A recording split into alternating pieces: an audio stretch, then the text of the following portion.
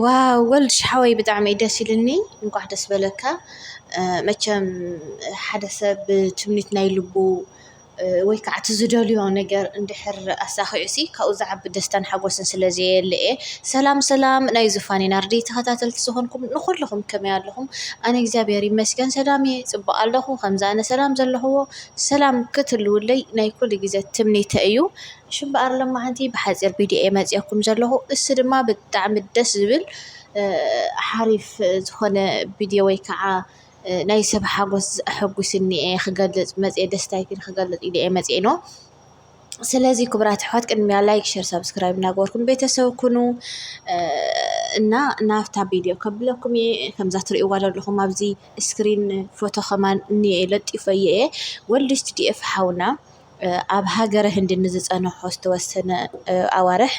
ክሕከም ምስ ዝፀንሕ ኣምላኽ መስገን ተሓኪሙ መቸም ብጣዕሚ ንፉዕ ጠንካራ ጎበዝ ወዲ እዩ ኢኻ ድማ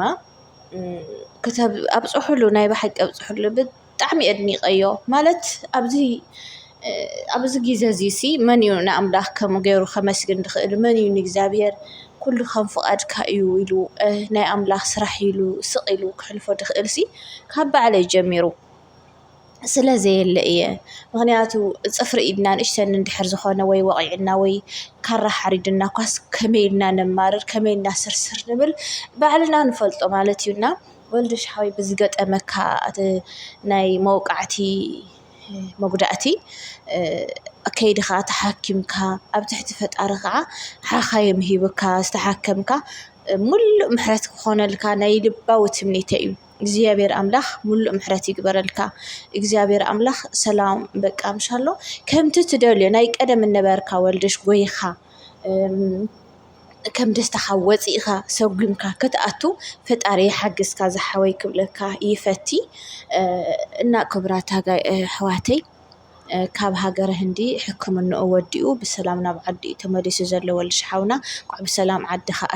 ኣትኻ እንኳዕ ብሰላም መሬት ዓድኻ ርገፀካ ብጣዕሚ ዝሐጎሰኒ ነገር እንተደኣ ሃልዩ ከዓ ውሽጡ እንታይ ሓስብ እንታይ ገብር ባዕሉን ፈጣርን እዩ ዝፈልጦ እቲ መልሓሱ ክምስ እንዳበለ ንኣና ፍቅሪ ሓቦ ተፃዋርነት ጥንካሬ ዘርእየና ሓውና ሓደ ንሱ እዩ ሕሰብዎ እሞ ክንቀሳቀስ ዘይክእል እሞ ከዓ ብቱቦ እናሸነ ብዙሕ መጉዳእትታት እናሃለዎ ክምስ እንዳበለ ክነብር ዝኽእል ሓደ ጅግና ሓውና ምዃኑ ኣይኖ እንድዒ ኣነ ከየድንቕካ ክሓልፍ ኣይደልን ኣይክእልን ድማ ብጣዕሚ ኢኻ ንፉዕ ብጣዕሚ ኢኻ ጎበዝ ወልድሽ ሓወይ ምስጋና ይብፃሕካና ፈጣሪ እግዚኣብሔር ምሳኻ ይኹን እንተተኻኢሉ ኣብ ኣዲስ ኣበባ እንተትኸውን ምስቲ መብራህቲ ደየለ ኣብ ትግራይ መብራህቲ ሎመላ ፅባሕ የላን መቸም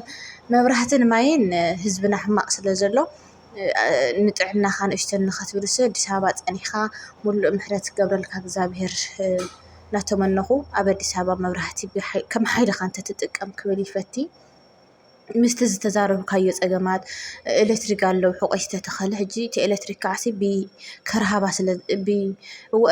እወረ ኤሌክትሪክ ባትሪ እናመላእኻ ስለዝኾነ ስለዝበልካ እየ እና ንኸምኡ ኣዲስ ኣበባ ገለ ኢለ እምበር ካልእ ኣይኮንኩን ዓድኻ ትደገፍካ ተሓጎስካ ተሓቦኻ ብዙሕ ነገር ከዓ ጥዕና ሙሉእ ጥዕና እሞ ይሃበካ ፈጣሪ እግዚኣብሔር ኩሉ ከዓ ፅባሕ ንግሆ ትበፅሒ ኢኻ ኩሉ ከዓ ፅባሕ ንግሆ ትገብሮ ኢኻ ብዙሕ ነገር ሒዝካልና ከም እትመፅእ ሰብ ሙሉእ ተስፋ ኢና ብዙሕ ነገር እውን ከተርእየናን ክትምህረናን ኢኻ ማለት እዩ ወልድሽ ሓወይ ኣጆኻ በርትዐለይ ጎብዘለይ ነዞም ከማኻ ሓሚሞም ዘለዉ እውን ብርግፅ ከምቲ ዝበልካዮ ምሕረት ይልኣኸሎም እግዚኣብሔር ሎማዓንቲ ድዩ ወላት ሎማዓንቲ ኣዲስ ኣበባ ኣቲኻ ከም ዘለኻ ፈሊጠ እየ ኣጋጣሚ ቴሌፎን ደው ኢለ እውን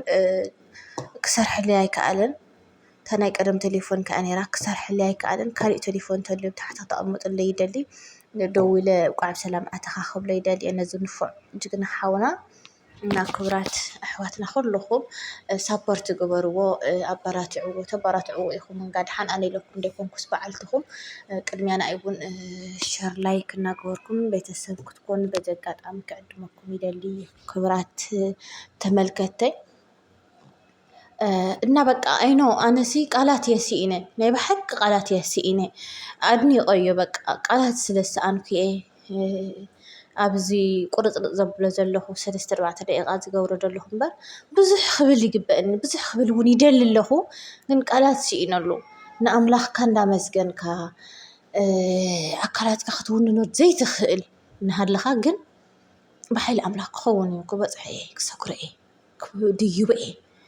ኢልካ ሓቦን ተስፋን ሰኒቕካ ምኻድ ትዛዓበየ ፀጋ እዩ ዝበለፀ ከዓስ እምነት ኣለዎ ዶ እምነት እኮ እምባ ድፍቅል ባሕሪ ዘንቅፅ ዕንፀይቲ ድብንቅር ኦም ዝፍንቅል እምነት ኣባናስ ኣሎ እዩ ወይ ጎደሎ እምነታት ኮይና ኢና እምበር እምነት ይብልና እግዚኣብሔር ኣምላኽ ብእምነት ከዓ ኩል ነገር ክገብረልና ምዃኑ ፈጣሪ ባዕሉ ነገርና ኢና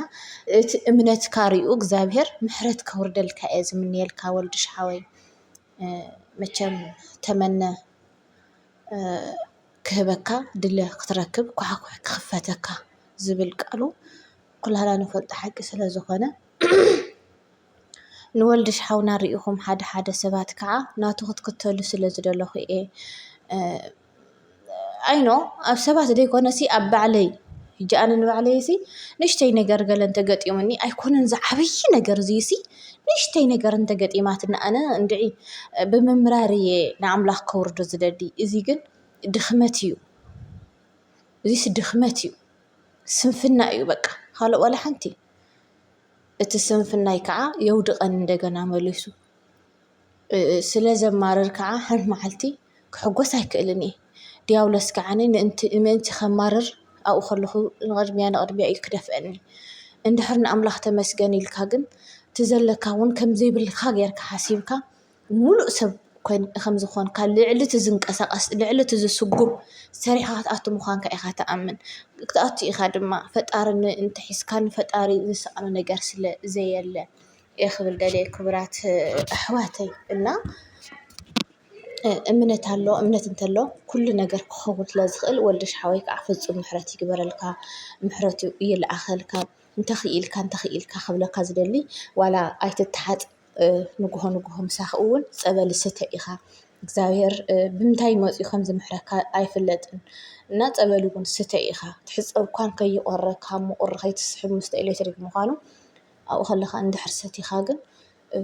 እንታይ ይፍለጥ መቸም በበይ ይምሕረካ ፈጣሪ ትፈልጦ ተኣምር ወይ ከዓ ትፈልጦ ነገር የብልኻ እንድሕር ኩሉ ነገር ትሞክር ኮይንካ ግን በበይ ይምሕረካ ስለ ዘይትፈልጥ ምምኳር ዝመስልዎ ነገር